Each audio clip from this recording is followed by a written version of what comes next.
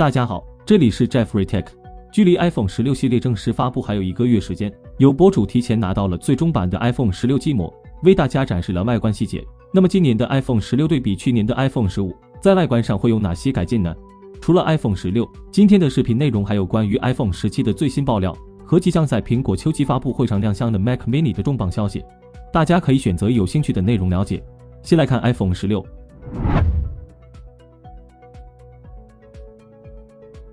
近日，博主 Aaron Solo 分享了一段 iPhone 16机模上手视频，详细对比了当前 iPhone 15系列在外观设计上有哪些升级变化。首先是颜色 ，iPhone 16取消了黄色，新增白色，变成了蓝色、淡色、白色、黑色和绿色这5种配色组合。不知道大家更喜欢哪一款颜色呢？从此前爆出的机模照片来看 ，iPhone 16新配色真的是塑料感满满，但从视频中看的话，又好像没那么塑料了。难道是视频加了滤镜？除了新配色外，我们可以很明显的看到 iPhone 16系列的后置摄像头模组发生了巨变，重新回归了类似 iPhone X 的垂直竖开双摄，而 iPhone 15的飞斜对角双摄。据悉，这一改动主要是为了让 iPhone 16和16 Plus 机型也能支持拍摄空间视频。还有一个比较大的改动是 iPhone 16的边框右侧新增了一个拍照按钮。根据此前消息，新的拍照按钮除了充当类似相机的快门功能外，用户还可以通过滑动触摸来实现调整焦距和变焦级别等功能。其他方面就基本没什么改动的了。至于内部硬件升级，咱们此前也分享过相关爆料，包括处理器升级为最新的 A18 芯片，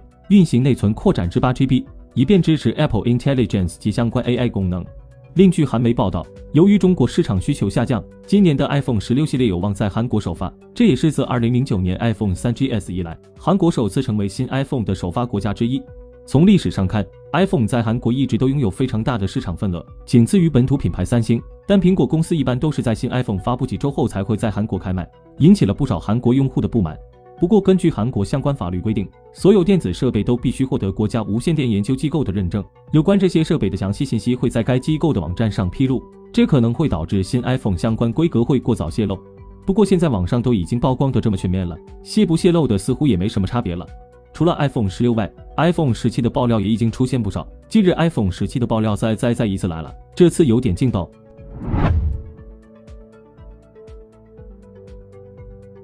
最新的行业分析爆料，明年的 iPhone 17将全系高刷，也就意味着17和17 Plus 将会采用低功耗的 OLED 显示屏，首次搭载120 Hz 的 ProMotion 高刷和 Always On 息屏显示等等档终于是胜利了。ProMotion 技术最初是在2021年款 iPhone 13 Pro 系列推出，而 iPhone 14 Pro 系列机型能降低到1 Hz。实际 iPhone ProMotion 自适应更新率技术会根据用户滑动速度和使用情境，系统会自动调整屏幕更新率。以 iPhone 14 Pro 系列为例，可调整范围1 Hz 到120 Hz， 允许设备进入锁定状态启用功能，能够显示时间、小工具和通知讯息等。这也就是我们常说的息屏显示，从而来实现省电效果。5年过去了，苹果终于准备下放到标准版。话说回来 ，iPhone 17高刷的事情，这个消息不是空穴来风。显示器调研机构 DSCC 分析师 Russ Young 表示，苹果未来将在2年内将120 Hz ProMotion 下放到基本款 iPhone 机型上，最快会在 iPhone 17全系列机型搭载 ProMotion 高刷技术。还有一个供应链的消息，京东方正积极向苹果提供 iPhone 17系列 LTPO 面板。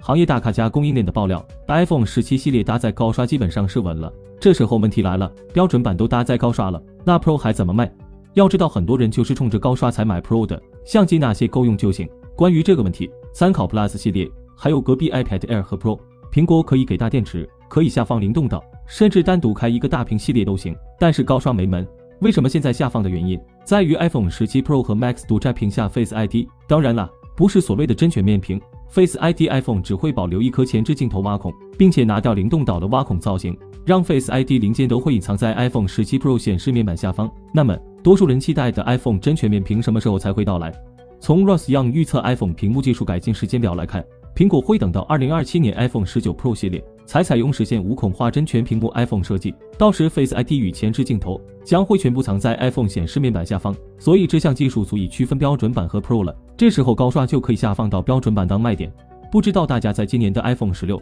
和明年的 iPhone 17之间会怎么选择呢？如果说明年还太早的话，除了 iPhone 16外，还有一款新品也值得我们关注，那就是马上就要来到的 Mac Mini。苹果的 Mac Mini 性价比一直很高，但自从2010年发布以来就没有更换过设计，尤其是 M 系列芯片之后更是浪费了大量内置空间。但好消息终于来了，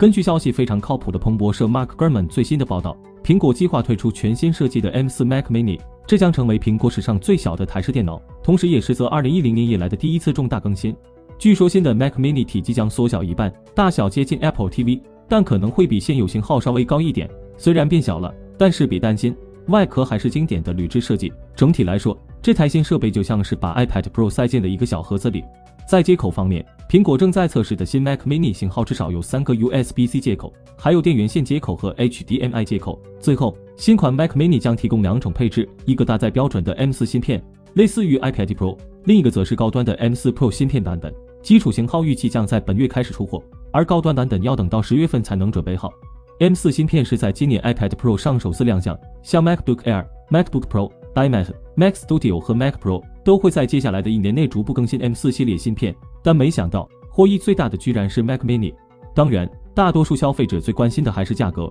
当前 Mac Mini 起售价为599美元，考虑到最新机型的生产成本可能更低，如果苹果官方能再降一降价格，那相信会有更多的用户选择 Mac 大家庭。不过对于这个爆料， Jeffrey 个人认为实现的可能性不大。虽然现在的模具里面很空，但是想塞进 Apple TV 大小的盒子里还不现实。首先散热就不够，再升级的话，新的 M4 和 M4 Pro 的散热需求只会更大。现在空下的空间堆点散热正好，加上现在的设计还和 Studio 好多零件可以通用，如果需要重开模具，向来抠索的库克几乎不可能答应的，毕竟重新设计一款符合苹果审美的产品还是挺费劲的。